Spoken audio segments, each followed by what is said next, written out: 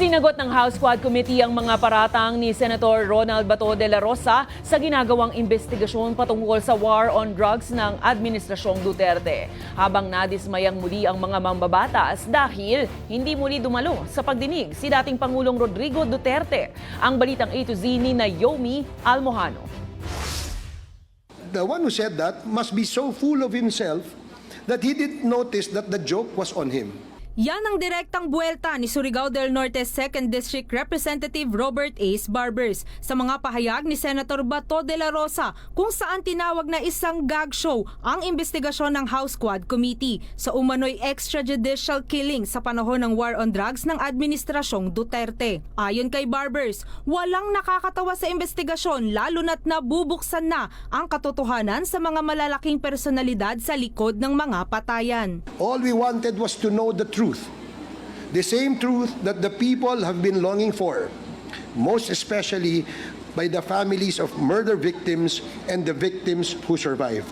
Pinabulaanan din ni Barbers at iba pang mambabatas ang paratang ni dating Mandaluyong Police Chief Colonel Hector Grijaldo na pressure umano siya ni na Representative Dan Fernandez at Representative Benny Abante para kumpirmahin ang reward system ng drug war.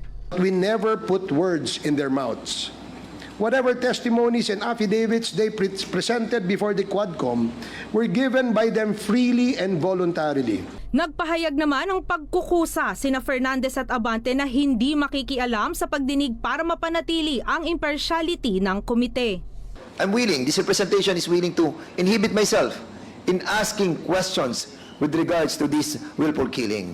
We wanted that the integrity of this Quadcom will be cleared. Samantala, dismayado na naman ang mga mambabatas sa pagpupulong matapos hindi muling dumalo si dating Pangulo Rodrigo Duterte. Sa halip, nagpadala lamang ito ng sulat sa pamamagitan ng kanyang legal counsel na si Attorney Martin Delgra III. Sinabi sa sulat na may pagdududa si Duterte sa integridad ng Quad Committee at pinaniniwala ang ginagamit ito para siya'y idiin sa mga krimen na itinanggi niyang ginawa. Enough with the gaslighting. Enough with the distractions. Enough with the squid tactics. Naglulukuhan tayo dito because the first letter promised us that he will be present after November 1. Kung hindi tayo naglulukuhan dito, natatakot siya?